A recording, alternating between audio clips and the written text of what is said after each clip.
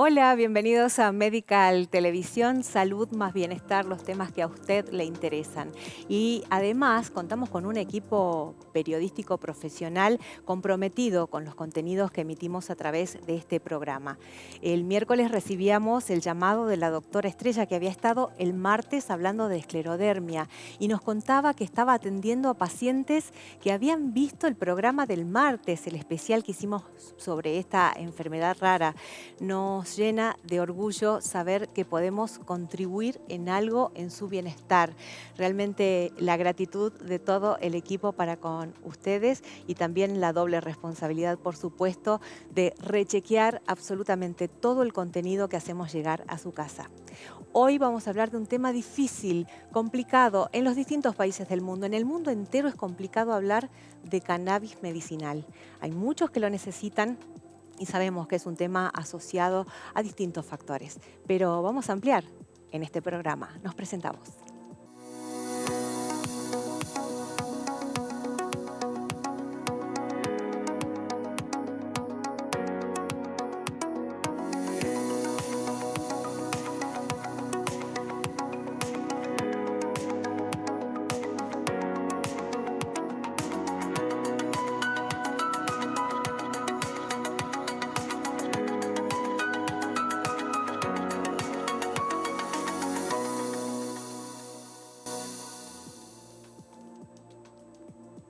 Y ya nos encontramos en el piso con el doctor Juan Pablo Zorrilla. ¿Cómo estás, doctor? ¿Qué tal? Buenas Que tardes. pertenece a la Red Argentina de Cannabis Medicinal, ¿es así? Así es.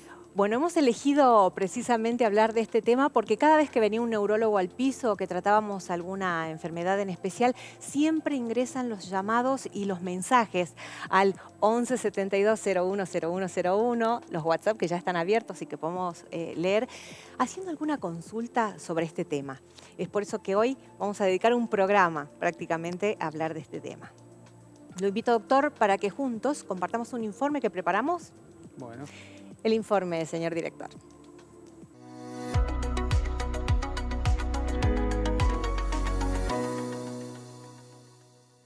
La planta de cannabis se utilizó por miles de años en distintas culturas alrededor del mundo para varios fines, entre ellos la medicina.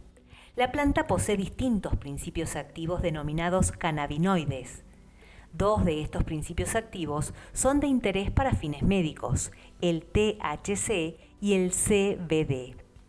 Hace pocos meses se publicó una nueva reglamentación de la Ley Nacional 27.350 de uso medicinal del cannabis en la Argentina. El decreto 883/2020 permite el acceso al aceite de cannabis mediante el autocultivo, el cultivo solidario o bien a través de la utilización de especialidades medicinales en los casos en que exista indicación médica.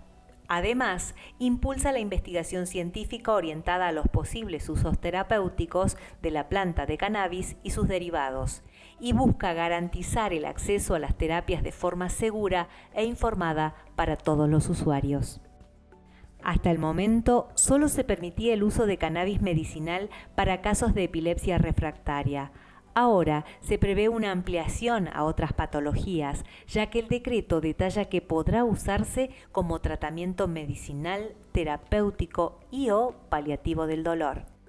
Los pacientes pueden inscribirse en el registro del programa de cannabis ReproCan para obtener la autorización de cultivo para sí mismos a través de un familiar, una tercera persona o una organización civil autorizada. La investigación está en marcha, por lo que la responsabilidad en el tratamiento de estos temas es fundamental, sobre todo para ayudar a quienes más lo necesitan.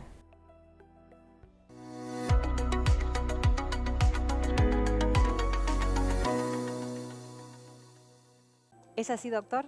¿Es así correcto es los datos? correcto, totalmente correcto los datos y es real y lo que comentabas en un principio es que, digamos, el cannabis, si bien ahora está de moda y creo que es uno de los medicamentos o compuestos que mayor futuro tiene en un amplio espectro de enfermedades, ya se conoce de hace muchísimo tiempo, inclusive algunas de las imágenes que ponías en el informe de marcas comerciales como el Sativex está aprobado en Estados Unidos de hace más de 20 años. O sea que si bien parece una novedad para algunas cosas, es algo que ya está implementado y utilizado hace tiempo. Bien, doctor, ¿qué son los cannabinoides? ¿Y qué relación existe entre los endocannabinoides que se encuentran en el cuerpo humano y con los fitocannabinoides que están en la planta? ¿Hay alguna relación? Bueno, para dividir, o sea, el ser humano, o sea, nosotros, tenemos un sistema que se denomina endocannabinoides. O sea, que significa que tenemos receptores para unos compuestos similares al cannabinoides en nuestro organismo. Por lo tanto, el mismo organismo, nuestro organismo genera algunos productos que se comportan como estos compuestos cannabinoides. Tienen nombres específicos, amantadina, etcétera, que no viene al caso, que son bien complejos, pero que normalmente funcionan en nuestro organismo. ¿Eso pasa con otras plantas? Pasa con otras plantas que tienen el compuesto en sí mismo, Ajá. pero nosotros tenemos los receptores para este sistema que, dejando de lado la planta, el ser humano tiene un sistema endocannabinoide y tiene productos similares que se generan normalmente, sacando la planta, sacando todo lo que es el consumo externo. Ahí es donde nosotros ahora, con el cannabis, este cannabis tiene compuestos que vos bien lo dijiste, que tiene más de 130 compuestos, entre ellos los más conocidos es el THC y el CBD, que actúan en estos receptores que tenemos y generando determinadas acciones específicas en el cuerpo. O sea, los receptores ya los tenemos. Entonces, ahí cuando hablamos de la planta son los fitocannabinoides, cuando hablamos del organismo son los endocannabinoides, y hoy en día podemos hablar de los cannabinoides sintéticos, porque eso también tiene que saber la gente, que hoy en día la industria, de hecho el año pasado, ya hace un año, que se aprobó el primer fármaco antiepiléptico en el mundo de cannabis, que se llama Epidiolex, que es completamente sintético. Hoy la tecnología permite copiar la fórmula de forma sintética, no necesita ni la planta. Entonces, en ese espectro, hoy en día es que hablamos de cannabis, entonces uno debe saber de que si ese consumo de esa sustancia de la planta en nuestro organismo actúa en este sistema. Doctor, ¿para qué enfermedades está comprobado que es efectivo el cannabis medicinal? Bueno, y en esto no hay discusión, la evidencia científica lo demuestra y de hecho está aprobado, como te decía, el producto que sale en el informe, el Sativex, hace más de 10 años, 15 años en algunos casos, están aprobados para dolor. Cuando hablamos de dolor, hablamos de un dolor refractario de tipo paliativo, generalmente aprobado en pacientes con cáncer, que tienen lesiones en alguna otra parte del cuerpo. ¿Que con otros analgésicos no se controlaría? Exactamente, que no se controlaría. En pacientes que están bajo tratamiento de quimioterapia y tienen vómitos no controlados. En pacientes con epilepsia refractaria, particularmente en un síndrome que es una forma específica de epilepsia que no responde a la medicación, que se llama Dravet, que es en los niños. En ese caso está totalmente aprobado, inclusive otro de los productos que salía en pantalla, que se llama Sativex, que es como un spray bucal, está aprobado para espasticidad, que hablamos de espasticidad es cuando el paciente está rígido o duro, a veces como una secuela, puede ser de una ACV, pero particularmente la espasticidad en esclerosis múltiple. Esas, circunstancias o comorbilidades del paciente en el mundo tienen una aprobación desde hace un montón de tiempo. Hay otras que son discutibles, hoy en día la evidencia es controversial, a favor y en contra, porque cuando hablamos de eficacia, uno como médico debe ser responsable en la acción de decir, algo puede ser eficaz y no seguro. Entonces, cuando hablamos de cannabis medicinal, estamos hablando de una medicación para una patología, que en cualquiera de los casos de los que te comenté, es como tratamiento adyuvante, que significa agregado a la medicación habitual o por la falta de respuesta de una medicación habitual. Ahora, doctor, ¿en la República Argentina se consigue el cannabis o el aceite de cannabis en una farmacia? No, no. En Argentina no se No se industrializa, No. podemos decir. En realidad, actualmente no se industrializa, no se consigue en farmacias, existen varios proyectos de uso de receta magistral, como en otros países, por ejemplo en Colombia, donde en Colombia uno puede ir y según la indicación del médico, pedir un preparado en la farmacia y que se vende. Ahora, doctor, usted hacía referencia hace un momento de las modas, ¿no? Y evidentemente el cannabis y el aceite es una moda que muchas veces se emplea y no muy bien. Hay de pronto personas a las que uno les consulta y te dicen, y lo compré en la vereda, en la esquina, así como de pronto se compra la stevia, que no sabemos si es stevia de verdad porque viene del vecino país, que no está registrado en ningún lado. De esa misma manera se vende el aceite. ¿Hay patologías en donde podría hacer mal el aceite? Bueno, sí, totalmente. De hecho, nosotros venimos trabajando con cannabis. De hecho, en la epilepsia refractaria, hace unos años era la única patología en Argentina que estaba autorizada para el tratamiento, y desde el 2017 a la fecha tenemos muchos pacientes en tratamiento con buenos resultados. Pero cuando uno va a indicar esta patología, de hecho el ReproCan lo tiene, el paciente debe firmar un consentimiento informado donde se le explica claramente las posibles complicaciones que pueda tener. Ajá. Y si hablamos, por ejemplo, de epilepsia, nosotros sabemos que hasta el 10% de los pacientes pueden tener empeoramiento de su epilepsia. O sea, entonces de hecho hay un caso digamos, en Argentina donde el médico fue denunciado porque la familia argumenta que nunca se le explicó que le podía hacer mal. Ajá. Entonces, siempre yo repito que estos son tratamientos de uso compasivo, o sea, cuando no hay respuesta a otra medicación, y donde el responsable del tratamiento es el médico. Hace unos programas usted había estado aquí hablándonos de Alzheimer y teníamos varias consultas que hacían referencia a si para el Alzheimer puede ser beneficioso.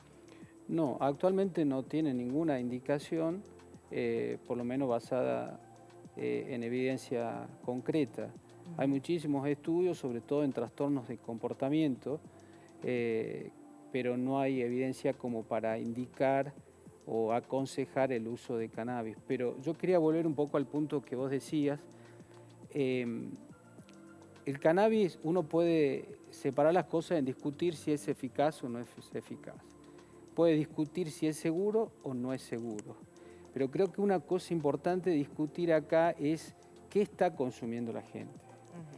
Cuando uno tiene un medicamento, para que cumpla su función, tiene que tener ciertas características, que tienen nombres específicos, pero para explicar un poco, lo que nosotros hablamos de trazabilidad es una característica indispensable.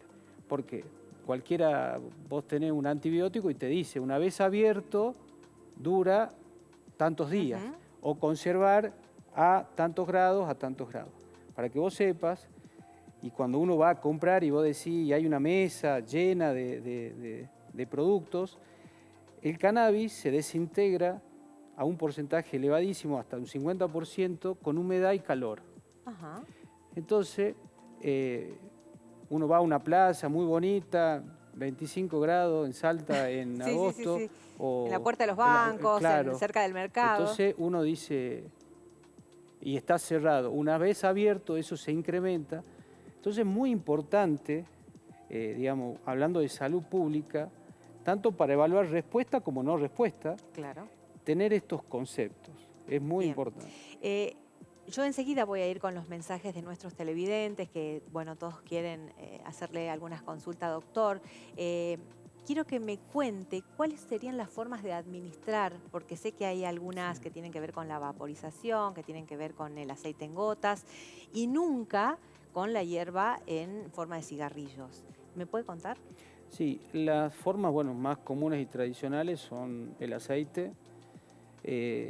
También hay tinturas, que es distinto, la forma de extracción y algunas otras características. También puede ser, viene, en Argentina no, pero en cápsulas, ya por cada producto en sí mismo, por CBD o THC o combinaciones de esta misma, por vaporización, como bien lo dijiste vos, por spray, spray inhalados o bucales. ¿El vaporizador es como un puff?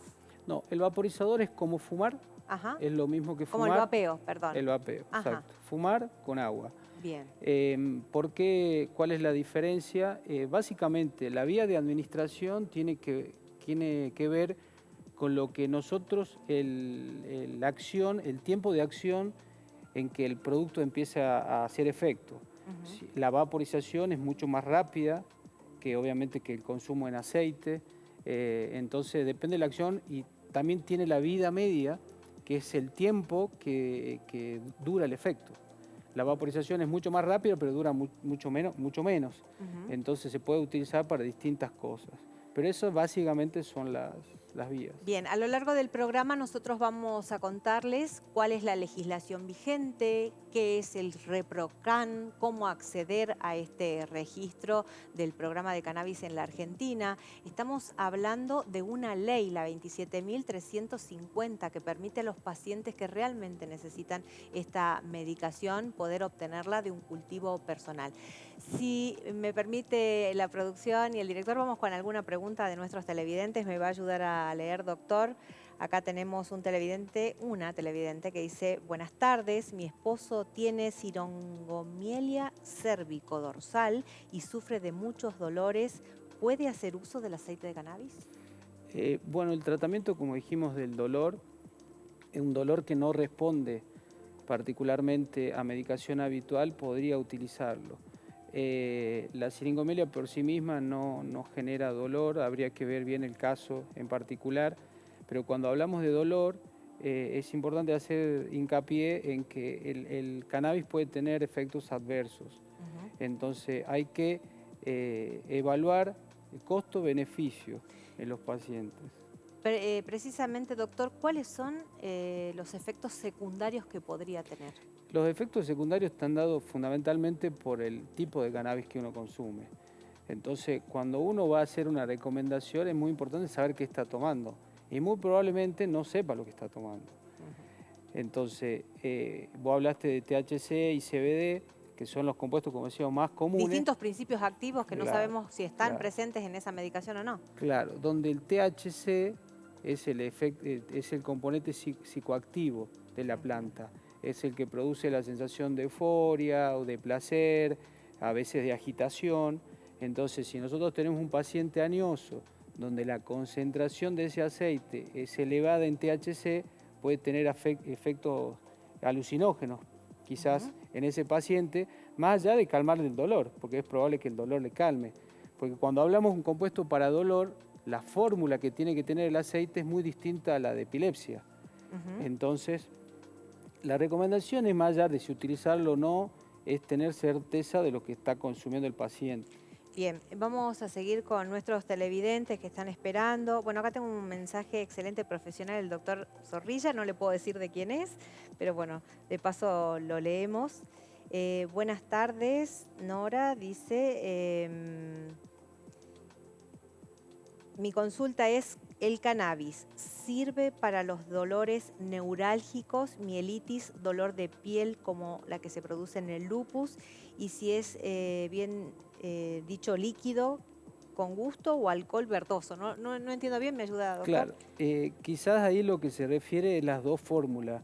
El aceite de cannabis básicamente se hace con aceite de oliva o de coco, en la fórmula que hacen los autocultivadores, y la tintura en base alcohólica. Claro, son dos cosas distintas. Distintas para distintas sí, patologías. son dos formas de extracción distintas, pero... ¿En el caso de la mielitis y el lupus? Bueno, la mielitis es una inflamación de la médula. Habría que ver las causas, puede generar una complicación de dolor, pero volvemos al caso, los dolores pueden tratarse con cannabis, teniendo en cuenta estos riesgos o beneficios que se puede traer el paciente.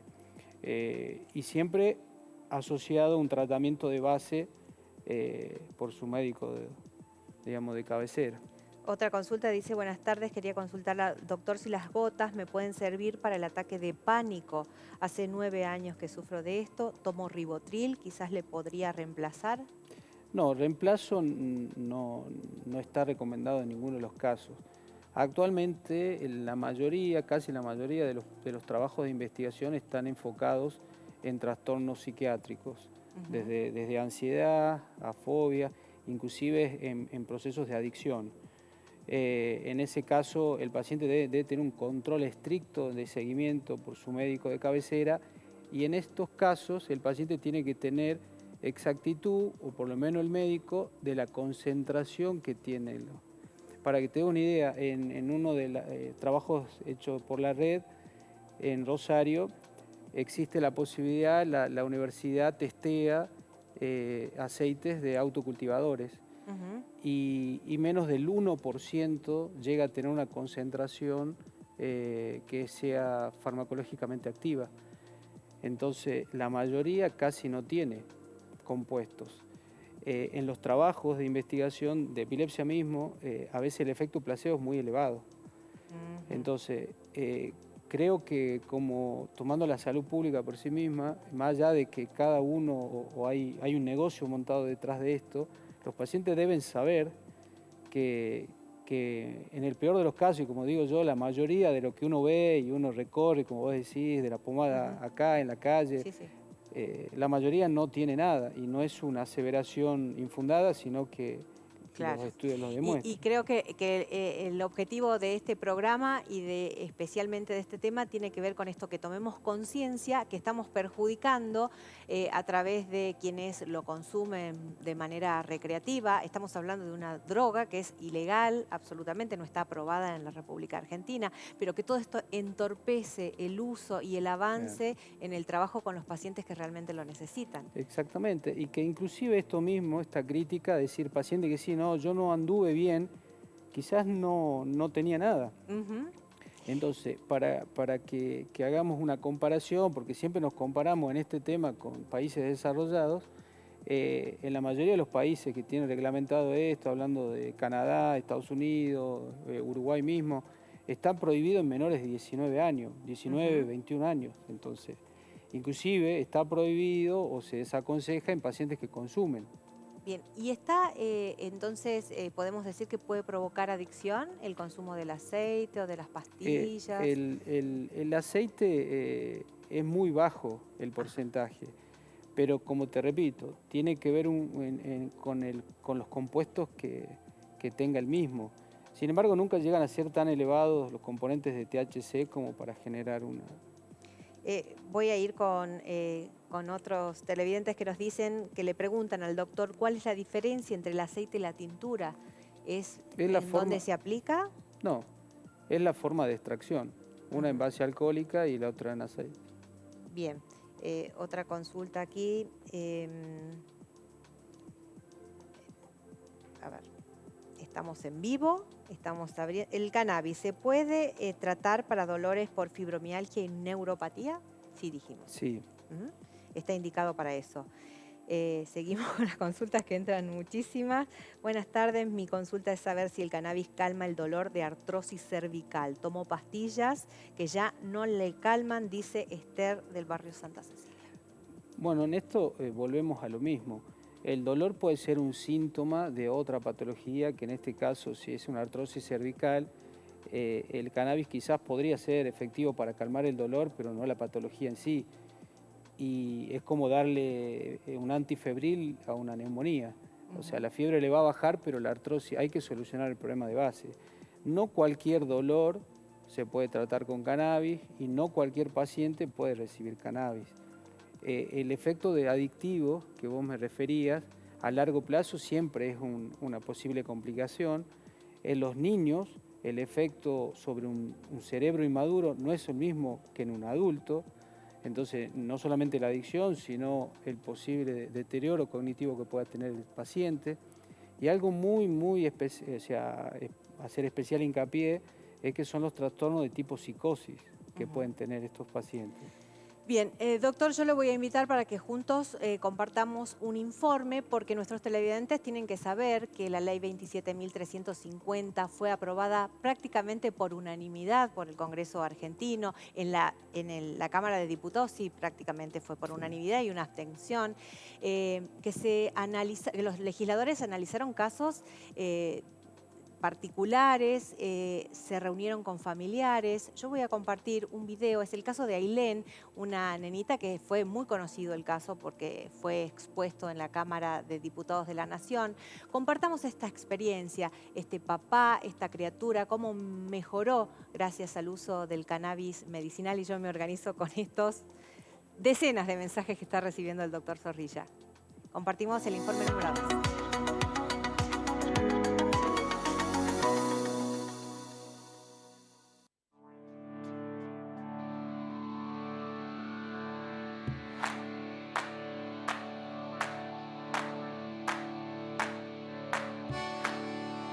Soy Luciano, el papá de Ailén Corradini.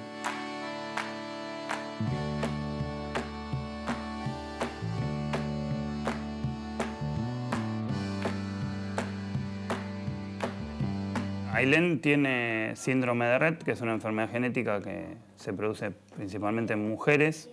Es un diagnóstico genético, es una mutación genética. Y a Ailén la diagnosticaron con síndrome de Rett teniendo casi 4 años, a través de un análisis de sangre. Hoy tiene 13 años y ella empezó con las convulsiones a los 4 años, ya hace bastante. Tuvo procesos de distintos tipos, llegado a tener más de 200 convulsiones por día, ha estado internada más de 11 veces. Y bueno, siempre ha tenido epilepsia refractaria de difícil control. Y empezamos con el cannabis medicinal, hará 2 años, poquito menos de 2 años, que con eso hemos logrado una estabilidad más importante. Un día normal de Ailén ella se levanta a las 6 de la mañana más o menos, está en su cama junto con la enfermera, le pasan la medicación y bueno, la asean, generalmente hace pis con una sonda. A eso de las 8:30, 9 se levanta, la ponen en su silla para alimentarla, toma la leche a través de un botón y bueno, generalmente mira la tele, si está lindo el día sale al parque. Al mediodía llegan sus hermanas del colegio y su mamá del trabajo y comen al mediodía en casa. Algunas de las actividades que hacemos con Ailén cuando el tiempo lo permite y es tan lindo es salir a correr maratones. Ya hemos corrido más de 15 y la verdad que lo disfrutamos mucho. Es un momento único que pasamos juntos. Muy lindo, lo disfrutamos mucho. Nosotros lo que hicimos particularmente es lograr que IOMA, que es una obra social, la más importante del país después de PAMI, reconozca el medicamento y lo provea como un medicamento habitual. ¿Qué es lo que tiene que hacer? Pero bueno, logramos eso. Yo tuve varias reuniones con los directores y se creó el trámite como un medicamento. Hoy vos vas, lo pedís y IOMA te lo provee. Y nosotros fuimos los primeros en recibir el medicamento de forma de un trámite habitual, digamos, como un medicamento normal. Ahí fue cuando nosotros tomamos un poco estado más público, que nos hicimos más conocidos. Principalmente duerme mejor en general, tiene menos espasticidad, ella tiene muchas veces las manos o los pies contraídos, está más relajada, tiene menos crisis que habitualmente. Ella desde que está estable, digamos, tiene más o menos 4 o 5 convulsiones por día. Bueno, logramos que eso se disminuya. Hay días que no tiene ninguna crisis, que ha pasado un día entero sin ninguna crisis. Está mucho más conectada, vos la ves que está más atenta, te escucha más, ¿viste? Lleva más periodo de vigilia, digamos, y ya pasó 2 días sin una convulsión, por ejemplo. La ley creo que fue en su momento un buen paso, un gran paso para poder, digamos, que la gente lo conozca, que haya un marco regulatorio y que tengamos algo que nos avale. Entonces, en ese sentido fue algo importante. 220 señores legisladores votaron afirmativamente No hubo votos negativos y hubo una sola abstención.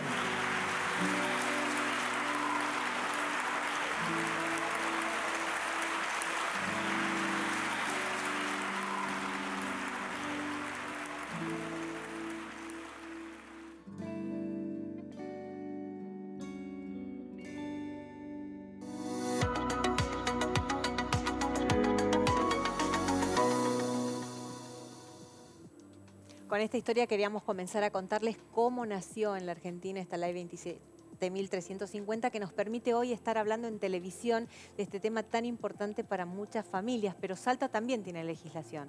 Sí, Salta también tiene una legislación que está inclusive previa a la de Nación, porque esta es una modificación a la ley, que de hecho se reglamentó hace poco la parte de Nación, donde se cambió esto del cultivo y el ReproCam, que si bien existía, se amplió, y Salta está adherida a esta ley nacional, pero tiene la propia.